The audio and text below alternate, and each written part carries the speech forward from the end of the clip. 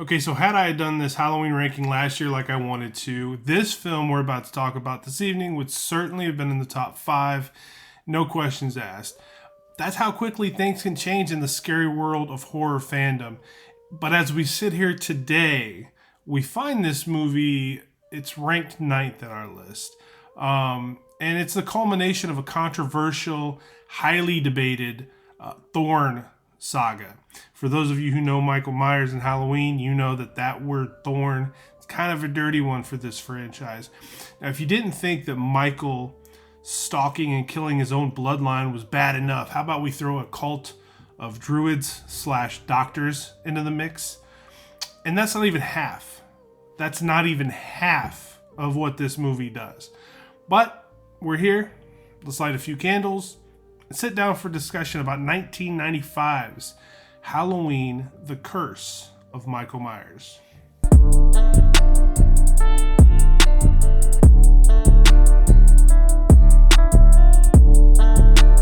This honestly could be the very best example of a really great horror film being bookended by utter fucking stupidity.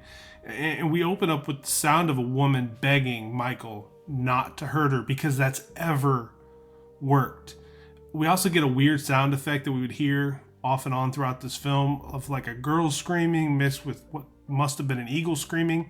Sounded a little bit like this. Yeah, we get a lot of that sound, and then we see a gurney being wheeled down a weird, it's like a corridor, but it doesn't look like it's a hospital, all before we get like front row seated for a girl who's restrained to an altar giving birth. And luckily there's a nurse of some sort there assisting her with this birth, but she's surrounded by weird dudes in robes and everything's just super strange. And then we hear the nurse call the girl Jamie. And I lost my goddamn mind over that, because if that's who I think it's supposed to be, why would they do that? But more on that later. Pretty good voiceover from Paul Rudd in the next scene, and I had forgotten that this was actually his first movie. I mean, Clueless technically came out before this did, but he filmed this before he filmed Clueless, and we all know Halloween movies sort of die in developmental hell most of the time. But we see that naked baby laying on an altar with the man in black there, and the baby is having a thorn symbol painted on his stomach in what I would assume to be blood. Now, luckily for this version of Jamie, that nice nurse that helped deliver the baby boy into this earth takes him, runs to her, and helps them both escape. Only to have a pissed off, amazing looking Michael Myers step out of the shadows, grip her by the throat, and plant her ever so rudely onto one of the weirdest looking, oddly placed spikes that I've ever seen in my life. Now, granted, this is a layer, so of course a layer has to have a spike or two here and there. Not fortunate for this girl, though. She finds herself on the business end of it. And for my money, one of the best visuals in any scary movie, let alone any Halloween movie, is that one of Michael coming up from this underground fucking cult bunker thing into the fog, into the night, pursuing his niece and this other little one that would apparently be from his very own bloodline, and more on that later as well, trust me. But Jamie winds up making it to a truck. The owner of the truck is drinking out in a rainstorm, and he has his head turned from one side to the other by Michael, all before Jamie starts that sucker up and races off. Now, in the moment, we think this version of Jamie has gotten away scot-free. Then we end up moving on to 45 Lampkin Lane. That is right, ladies and gentlemen, we get right back to the childhood home of Michael Myers, and wouldn't you know it, there is a family living there, and the little boy is having visions, nightmares, and seeing a man in black telling him to kill for him. Now, don't like where this is going, but the little boy's name is Danny. Wakes up his mother named Kara, who's just a little bit bigger than this guy is. I mean, she is a tiny thing, and she feels a bit older than most final girls, but she's beautiful. And you know, God knows Ant-Man certainly agrees, because Tommy Doyle, played by Paul Rudd, Ant-Man for the uninformed, he is in a house directly across from the Myers house, and he's peeking in on them with his camera. Now, he sees Kara in her unmentionables, and she catches him looking. he does not look away. That's a bold dude right there. He doubles down on it, but not very subtle, Tommy. Not very subtle. I like Carrie here, though, because she's very protective over Danny. She seems like a good mom in this scene. And then we move right into, after she gets peeped in on, there is a radio shock jock type of character, sort of like a Howard Stern. In fact, I remember reading somewhere that Howard Stern was originally supposed to play the role in this movie, but he wound up doing his own movie, Private Parts, and the rest is history. But the radio program is playing. Kara's listening into it. Tommy's actually calling into it. Everything is centered around Michael Myers and the history of Haddonfield and Halloween being banned in the town. Dr. Loomis perks up when he's listening to it. And then everybody takes notice. Everybody listening to the program that knows about Jamie and knows about the history and knows about Michael Myers, when Jamie gets from the truck into this, what looks to be an abandoned bus depot, she hears the program playing, calls into it, begging for somebody to get a hold of Dr. Loomis, telling them all, Michael is back. Michael is after me. Now, Tommy specifically makes note of this phone call. He records it and he obsesses over it and plays it back over and over and over again. And before we go on to what else happens at that bus depot, I have to tell you, nothing makes it feel like a Halloween movie more than the moment that Dr. Loomis shows up in that movie. He's such a phenomenal actor. And it was a big getting him for the original Halloween and keeping him for as long as they were able to keep him for the follow-up movies, even though some of them were just downright terrible. But he's just iconic as Dr. Sam Loomis. I just love Donald Pleasance, so much so that I would go out of my way. If I knew Donald Pleasance was in a movie, I would try to check the movie out. There's a scene at the very onset where Dr. Wynn comes to pay him a visit, offers him a spot back at Smith's Grove, which is hilarious to me because Donald Pleasance sadly was nearing the end of things in this movie. And we'll talk more about that later, but he looks old and he looks worn down. And, with all respect to him, the idea that this guy would approach him with a new job opportunity, hilarious to me. And Dr. Loomis delivers a great line when he looks up at him and says, "You should know. It's not wise to play Halloween pranks on me." Awesome delivery. It was just an awesome line in every single way. And then, you've got Jamie down in this bus depot in the bathroom. There's nobody around. The place, like I said, abandoned. She's downstairs in the bathroom. She's with her baby. She's cleaning this bloody symbol off of his tummy when the lights go out. And the shadow coming in at the staircase, and when you see the silhouette of Michael making his way down those stairs, and we don't know it at the time, but Jamie has dripped a trail of blood all the way to the bathroom, so he knows exactly where his niece is. Now, Jamie narrowly escapes this encounter, and this is a really scary encounter. Just does get away. But then the chase is on, and she gets cornered in the barn, and this is where Jamie is finally caught and killed by Michael Myers. Now, this pissed me off in a similar way to Rachel getting killed in 5, but for much different reasons. I had no attachment to this actress, but I loved this character. I just adored this character. I grew up with this character, and I felt like it disrespected her to recast the part. It disrespected the original actress, Danielle Harris, who we've already talked about a ton in this channel, and we'll talk about her some more because she's really good. And the way she went out, and plus the apparent story that led to her getting knocked up. I mean, this was an A1 bummer, gang. This really, really did not sit well with me. And without much time to really collect ourselves from that shocking situation, we go on to meet the main characters of this movie, and it brought us to a breakfast table scene that's not entirely unlike the one from Rob Zombie's Halloween. Shade less vulgarity maybe, but uncomfortable nonetheless, because this John Strode character that we meet could not be a bigger prick. I mean, he may be the single largest asshole in horror movie history, and I want you to think about the kind of ground that covers. Liked Deborah as the mom here to Kara and Tim, and grandmother to Danny. Tim was fun, just a guy out there with long hair that loved 90s rock. I can relate. The father, though, is a dick of the highest order, and he almost gets shivved in his old man balls by Danny when he hits Danny's mother across the face for sassing him at the breakfast table. I have kids, and there will never be a time in my life where I would ever get to the point where I'm just that miserable by my kids being around me. And don't get me wrong, I know people are wired differently, and I know people are just pricks. This dude was almost over the top, Rick. Not quite over the top. Like Loomis in Halloween 2, or Rob Zombie's Halloween 2, that whole performance was unbelievable. I didn't buy it. This guy, I believe he's a miserable son of a bitch, and he does it well here. Again, this feels like an older central cast for Michael Myers to slice and dice, but I really liked it. I dug all of it. I dug the rock music that they kind of set the backdrop to all the scenes to. The great looking town in this movie that we're calling Haddonfield for this little trip. Absolutely beautiful. Absolutely looked like fall. Felt like Halloween.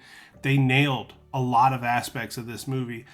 Tim and his girlfriend are spearheading this movement to bring Halloween back to Haddonfield because it's been banned for so long.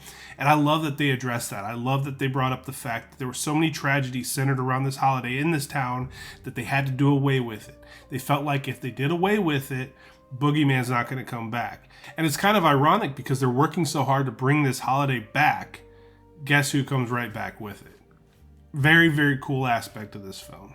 So where we go with this is Tommy winds up finding the baby in the bus depot because he listens to the playback of that radio broadcast over and over again until he hears the calls for the bus station.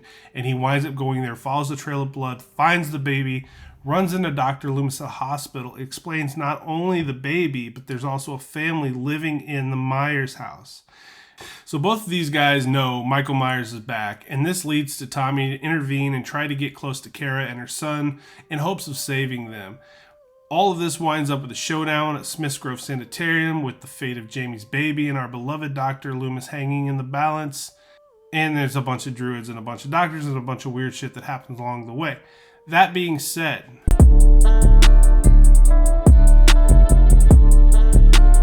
what did this movie kill? And gang, I'm here to tell you this movie should not have been good at all because the director was handed an absolute trash pile and told to make millions with it. Box office receipts aside, I'm not really sure how well it did. I didn't look into those numbers. I don't really care.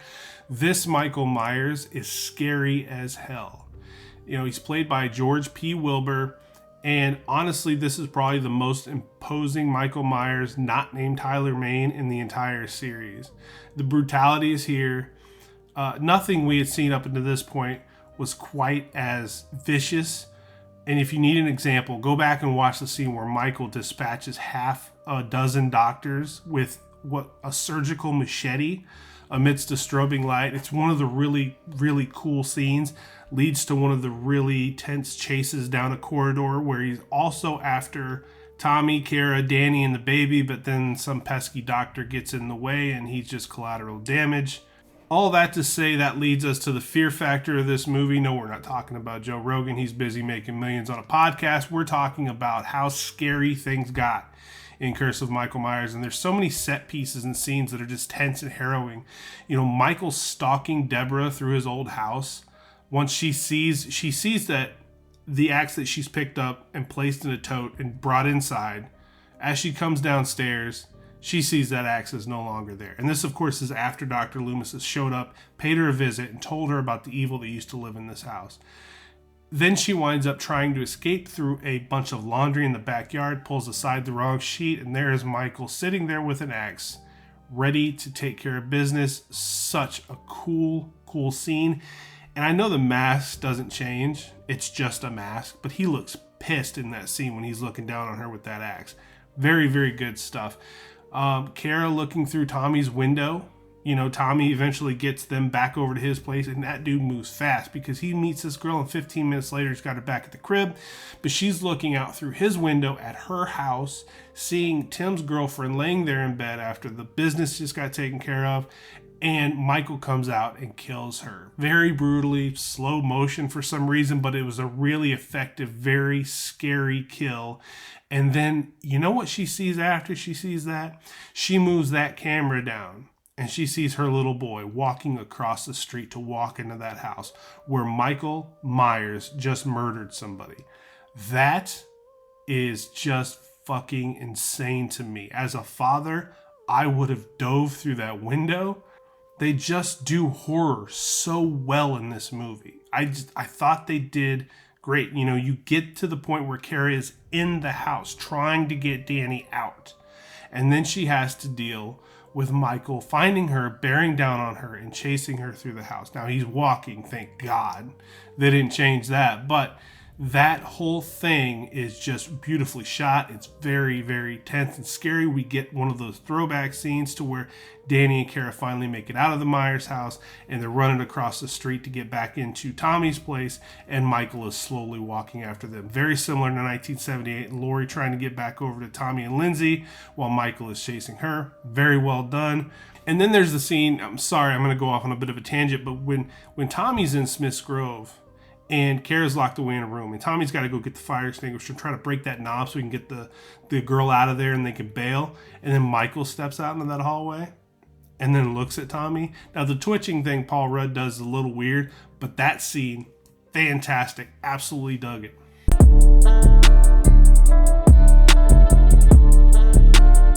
All right, what killed the movie? What made this movie not so great? The beginning and hints of ending were god-awful. And I do mean stone stupid. The Cult of Thorn stuff was just absurd, especially when they wind up minimalizing it themselves, because we get to a point where, 4 is not really a Thorn movie. We don't see that stupid symbol, but they consider it part of the Thorn trilogy. But 5 is centered all around it. And then 6, it's basically, this is the cult. This is what we do. We protect Michael Myers. And then Wynn tells them to take those things off. Halloween is over. I mean, are these just weekend cultists? I mean, way to throw away the purpose behind all that stupid shit they did in part 5 and everything up until this point. Tying Jamie to an altar and getting her pregnant. What the hell was any of that kind of stuff? And speaking of which, the biggest reason this movie plummeted in my ratings is the fact they floated the idea that this version of Jamie Lloyd was pregnant because Michael knocked her up. Yeah, her uncle, the boogeyman, Michael Myers, the guy who kills everything in his path. They wanted us to believe that she was pregnant with Michael's baby. What the hell? Forget the fact that the filmmakers wanted Danielle Harris to get emancipated just so she could work longer hours as an adult. And she did that. She really put a lot of effort into doing everything they wanted her to do so she could come back as Jamie Lloyd in this movie. Now, it would have been great to have her back. I'd have loved having her back. But if this is what they did with her character, with her in that character, I think I would have been way more pissed. But then they gave the role to a cheaper actress. Could they have disrespected this character any more than they did? She wound up assaulted by her uncle, forced to carry a child, and then killed in a barn somewhere. Pisses me off, guys. Not a fan of that. But I'm a fan of the movie. All those things set aside, there's some major errors here. But like I said, they wrap a great horror film with some stupidity. And if you can wade through it, and if you can wade through the fact that the Weinstein brothers had their fingers in this thing, Jesus Christ, I can't believe I just said that. But seriously though, they were all over this thing, causing all sorts of problems, all sorts of issues. Read the Taking Shape books, you'll find out what I'm talking about. Halloween, the Curse of Michael Myers is a testament to what you can do if you have a really good story. If you have hints of things that work, lightning in a bottle kind of. They got through the dumb shit and they gave us something pretty damn scary and pretty effective as a Halloween movie. So for me, it's a 7 out of 10. We should probably end this review with some love and respect to Donald Pleasance, who died during the filming of this movie. And, we've gotten several movies since this movie, several Halloween films. And to say that something has been missing from those would be a drastic understatement. And we did get Loomis recast, but Donald Pleasance is Sam Loomis, and he was such a stellar piece of this story and this lore, and he's one of the great ones, and rest in peace to Donald Pleasance, because he's always been one of my favorites. And it was kind of, when I rewatched this movie and you see the end where you hear him screaming, it's a poetic kind of way to end the movie, I think, but it's still a real bummer, and you really feel it. But that's going to wrap this one up. I appreciate you guys hanging in there with me. Subscribe to the channel, like the video. Feel free to click the notification bell so you know when we're uploading. Hang out with us. Let's talk about some Halloween movies. We got a few more to roll through until we get to number 1. Until then, this is Aging Gracefully. I'm Matthew Essex. I appreciate you guys extraordinarily, and I'll see you on the other side.